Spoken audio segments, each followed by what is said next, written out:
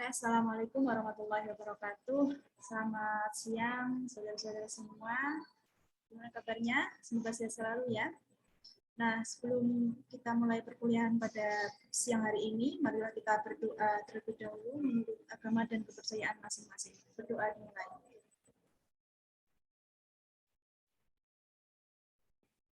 Selesai. Nah, ini sekarang kita sudah memasuki minggu ke-10, yang artinya kita sudah masuk pada materi tentang penyusunan proposal penelitian pendidikan. Nah, di sini saya akan menyampaikan sedikit materi tentang penyusunan proposal penelitian pendidikan.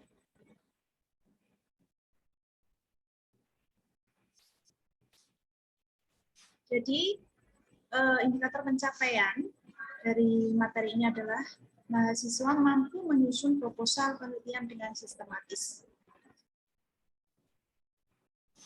Nah, biasanya proposal penelitian itu terdiri dari 3 bab. Yang pertama yaitu bab 1. Di sini berisi tentang mengapa kita perlu meneliti topik tersebut. Nah, isinya biasanya terdiri dari latar belakang, rumusan masalah, tujuan dan manfaat. Kemudian bab yang kedua berisi tentang apa landasan konseptual penelitian kita, yaitu terdiri dari kajian pustaka, deskripsi konseptual, kerangka berpikir, dan hipotesis penelitian jika ada. Kemudian yang bab ketiga berisi tentang jenis penelitian yang digunakan, variabel penelitian, populasi sampel, instrumen penelitian, kemudian langkah-langkah mengumpulkan datanya, validasi dan analisis data.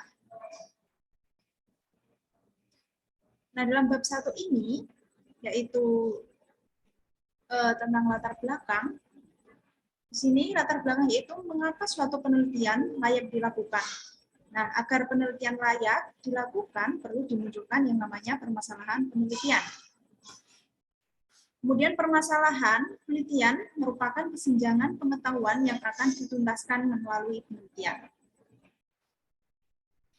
Nah, dalam hal ini, ada konteks sosial dari topik yang akan diambil, yaitu bagaimana konteks sosial dan kekinian yang melahirkan gagasan, kemudian apa permasalahan umum yang mendorong kita memulai, apa problematika dari topik yang akan kita tuliskan, kemudian yang terakhir uraikan tentang phenomenal gap yang terjadi. Terus setelah itu ada urgensi topik. Nah, apa arti penting topik yang akan kita tulis? Itu harus jelas seperti itu ya. Kemudian dan apa kontribusinya? Kemudian yang ketiga ada sintesis literatur, yaitu berisi tentang apa saja kajian terdahulu yang setopik, apa kritik atau analisis kelemahan terhadap karya terdahulu, kemudian apa kesenjangan kajian yang ditemukan.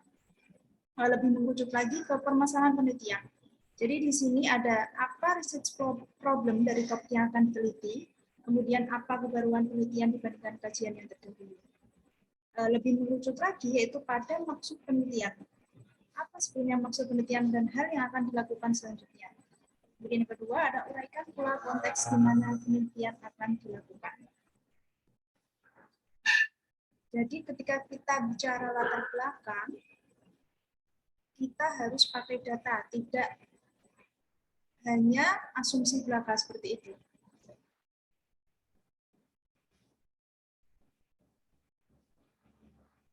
Kemudian di sini sering kita salah membedakan antara phenomenal gap, research problem, dan research question. Nah, phenomenal gap itu apa? Yaitu kesenjangan antara apa yang seharusnya dan apa yang terjadi. Nah, sedangkan research problem yaitu kesenjangan pengetahuan tentang apa yang sudah diketahui dan belum diketahui.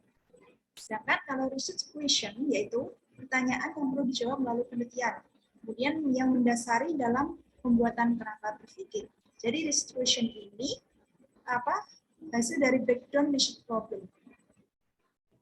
Nah, jadi antara phenomenal gap, research problem, dan research question ini saling berkaitan.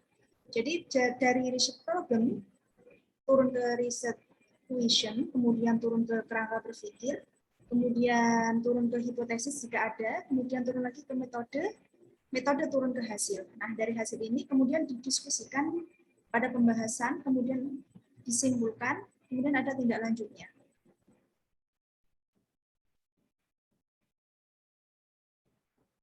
Nah, sedangkan ini bab kedua biasanya berisi tentang kajian pustaka, deskripsi konseptual, kerangka berpikir, dan hipotesis penelitian. Kajian pustaka itu menjelaskan tentang state of the art penelitian yang berasal dari penelitian sejenis, yaitu meliputi permasalahan, metode, persamaan dan perbedaan, serta kontribusinya apa. Sedangkan deskripsi konseptual, jika penelitian kuantitatif itu uraian konseptual tiap-tiap variabel, mulai dari pengertian dasar, ruang lingkup, karakteristik atau indikator, kemudian keunggulan dan kelemahan, langkah-langkah penerapannya. Sedangkan kalau penelitian kualitatif, yaitu penjelasan konseptual dari fokus kajian. Nah, untuk kerangka berpikir, jika penelitian kuantitatif itu keterkaitan antar variabel secara teoretik. Tetapi kalau penelitian kualitatif, yaitu bagaimana penelitian akan dilakukan, yaitu phenomenal gap atau problem, kemudian research problem, dan cara mengumpulkan data dan analisis. Kemudian untuk hipotesis penelitian, ini biasanya pada penelitian kuantitatif, yaitu anggapan teoretik tentang ada atau tidaknya perbedaan atau hubungan atau pengaruh dari variabel-variabel dalam penelitian. Nah, hipotesis ada dua, yaitu hipotesis nol dan hipotesis alternatif.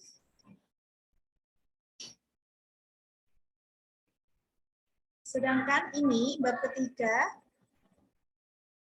biasanya berisi tentang jenis penelitian yang digunakan, kemudian ada populasi sampel, variabel penelitian, langkah-langkah mengumpulkan data dan instrumen yang digunakan, kemudian ada uji validitas dan reliabilitas instrumen, kemudian ada teknik analisis data. Nah, jenis penelitian yang digunakan yaitu memaparkan tentang metode penelitian yang digunakan dan desain penelitian yang dipakai dalam kegiatan penelitian yang akan dilakukan. Jenis penelitian ini biasanya itu seperti ini. Kita menggunakan penelitian R&D atau eksperimen atau kualitatif dan lain sebagainya. Kemudian kalau populasi dan sampel, di sini menjelaskan populasi penelitian yang dituju dalam penelitian ini beserta alasan yang rasional. Nah, pemilihan sampel dan teknik yang digunakan untuk memilih dan menentukan sampel penelitian. Kemudian kalau variabel penelitian, yaitu menjelaskan berbagai variabel yang akan dikaji dalam penelitian serta keterkaitan di antara variabel-variabel tersebut. Kemudian instrumen penelitian. Nah, instrumen penelitian ini yaitu memaparkan instrumen yang digunakan dalam penelitian, menjelaskan penetapan instrumen tersebut, dan memberikan penjelasan tentang prosedur penyusunan instrumen dan hasil pengujiannya. Instrumen ini biasanya bisa pakai soal tes, bisa pakai lembar wawancara, bisa pakai angket, seperti itu. Kemudian teknik pengumpulan datanya, yaitu menjelaskan tentang bagaimana data penelitian akan dikumpulkan dan dengan menggunakan teknik apa dengan instrumen yang mana. Kemudian uji validitas dan reliabilitas. Jadi semua instrumen yang akan digunakan dalam penelitian harus valid dan reliable. Seperti itu. Asumsinya seperti ini. Jika alat yang digunakan sudah valid, maka otomatis hasilnya akan valid. Kemudian ada teknik analisis data, yaitu menjelaskan tentang bagaimana data yang telah dikumpulkan itu akan diolah dan dianalisis dengan menggunakan teknik analisis yang bagaimana dan prosedur analisis yang seperti apa. Kemudian ada prosedur penelitian di sini, yaitu memaparkan secara rinci tahapan-tahapan yang dilakukan dalam penelitian secara menyeluruh, mulai dari perencanaan, pelaksanaan, dan pelaporan hasil. Nah, ini ada contoh daftar isi penelitian eksperimen. Sini ada mulai dari persetujuan pembimbing, ada daftar isi, kemudian daftar tabel, daftar gambar, daftar lampiran. Bab 1 pendahuluan, ada latar belakang, identifikasi masalah, cakupan masalah, rumusan masalah, tujuan penelitian, manfaat penelitian. Kemudian di bab kedua ada kajian pustaka, kerangka teoritis, dan kerangka berpikir. Kemudian yang ketiga, di bab 3 ada metode penelitian, mulai dari desain penelitiannya, kemudian populasi dan sampelnya, variabelnya, kemudian teknik dan instrumen pengumpulan datanya, uji validitas dan reliabilitasnya, kemudian teknik analisis data. Nah, sedangkan ini contoh untuk penelitian pengembangan atau R&D. Di sini pada bab 1 ada perbedaan, yaitu harus menjelaskan spesifikasi produk yang dikembangkan. Kemudian ada asumsi dan keterbatasan dari pengembangan tersebut.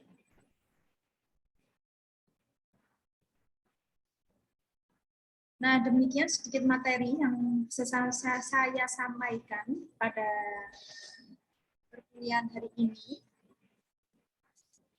Jadi seperti yang sudah saya bilang pada awal kontrak perkuliahan, bahwa output dari perkuliahan metode penelitian ini harapannya adalah mahasiswa bisa menyusun proposal penelitian pendidikan sesuai dengan rencana skripsi mahasiswa masing-masing. Nah, jadi di sini tugasnya adalah silahkan kalian menyusun draft proposal sesuai dengan aturan dan kaidah penulisan skripsi dan karya ilmiah yang ada di kampus kita. Silakan dicari panduannya seperti itu.